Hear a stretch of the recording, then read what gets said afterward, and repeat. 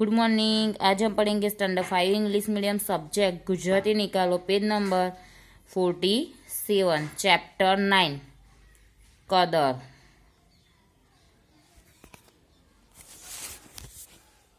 आ chapter में लेखक छे दौलत भट्ट। आ काव्यनी रचना दौलत भट्टे करेली जोवा मळे छे। प्रस्तुत लोककथा में कथानायक वाला केसरियानी कोईपण जातनी ओळखाण वगर मदद करवानी भावना अने उदारता प्रगट थाय छे। आमां शुं छे, आ लोककथा आपेली छे एमां वाला केसरियानी कोईपण जातनी ओळखाण वगर अहींया मदद करवानी भावना अने उदारता प्रगट करे छे।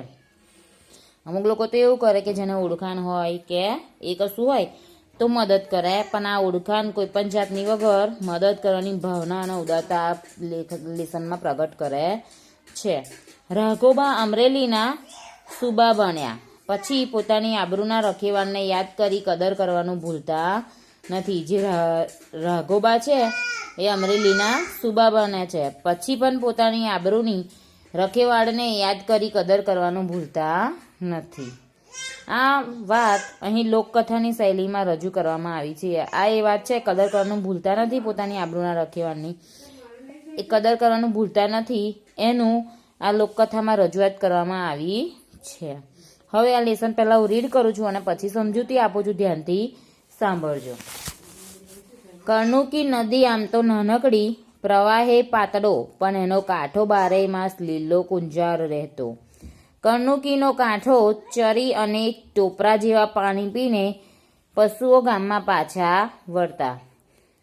आवी रूपकड़ी कर्णुकीना कांठे गरनी गाम आवेलुं छे। गरनी गाम तो खोबा जेवडुं पण एनी रूडप उडीने आंखे वळगे एवी छे। गाममां वसनारा माणसो ओलदोल, तेमां सौ करता सवायो एक आदमी वहलो। जातनो चारण, तेनो धंधो घोड़ा वेचवानो अने लेवानो। नानपणथी ज एना घोड़ा साथे भारे हेतप्रीत। अरबी, पंजाबी, कच्छी अने काठियावाड़ी घोड़ाओ वाला केसरियाना तबेलामां हनहनाटी करे। आवो वालो केसरियो एक दी वडोदरामां जईने ऊभो रह्यो।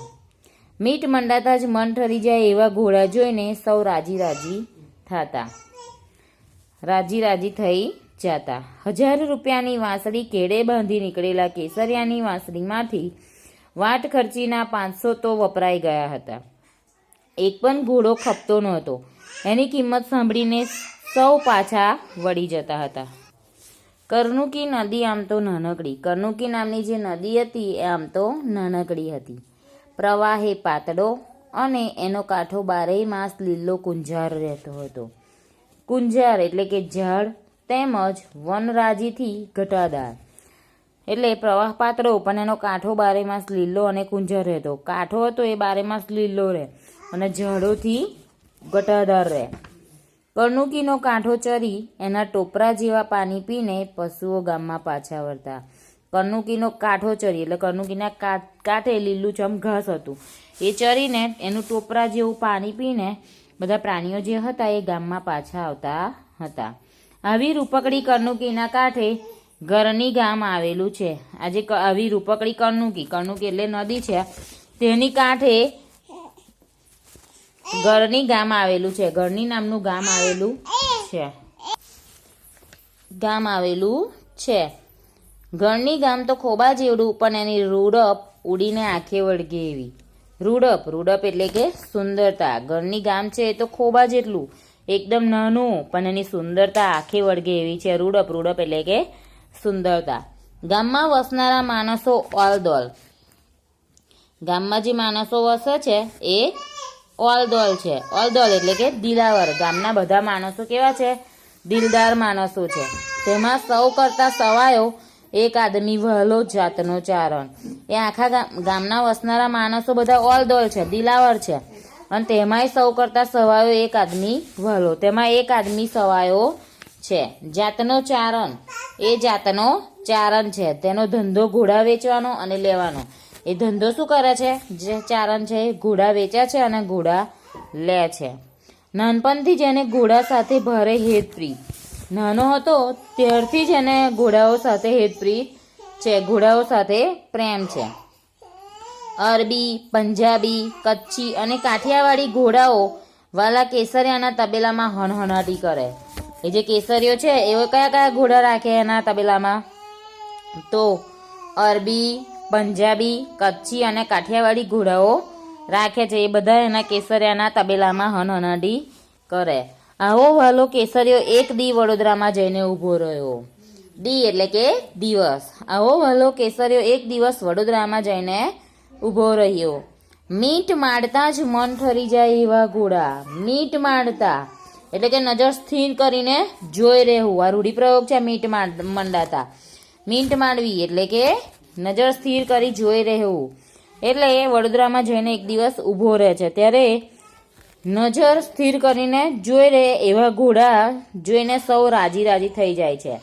આ એના બધા ઘોડા છે એ જોઈને સૌ રાજી થઈ જાય છે. 1000 રૂપિયાની વાંસની કેળે બાંધી. એટલે વાંસની એટલે સિક્કા સાચવી રાખવાની પટ્ટા જેવી કોથળી આવે. વાંસની એટલે કે સિક્કા સાચવી રાખવાની પટ્ટી જેવી કોથળી. એને કેળે બાંધીને નીકળેલા કેસરિયાની વાંસણીમાંથી વાટ ખર્ચીમાં 500 તો વપરાઈ ગયા હતા. કેળે બાંધેલી હતી 1000 રૂપિયાની, એમાંથી 500 રૂપિયા તો વપરાઈ ગયા હતા. એક પણ ઘોડો ખપતો નહોતો. એની કિંમત સાંભળીને સૌ પાછા વળી જતા. આ બધા ઘોડાઓ હતા એમાંથી એકય ઘોડો ખપતો નહોતો. એ ઘોડાઓની કિંમત સાંભળીને સૌએ લોકો પાછા વળી જતા હતા. હવે આજે આપણે આ એક પેજ જોયું. કર્ણુકીથી પાછા વળી જતા ત્યાં સુધી એક પેજ આપણે જોયું અને એની પરિચય મેળવ્યો. તો હવે આજે આપણે આટલું જ જોઈશું. નેક્સ્ટ પીરિયડમાં આગળનો લેસન જોઈશું, જેથી કરીને તમને યાદ રહે. એક જ પીરિયડમાં જો બધું લેસન ફિનિશ કરી દઈશ તો તમને યાદ રહેશે નહીં. એટલે આજે જેટલું ચલાવ્યું એટલું તમારે રીડ કરવાનું છે. Thank you.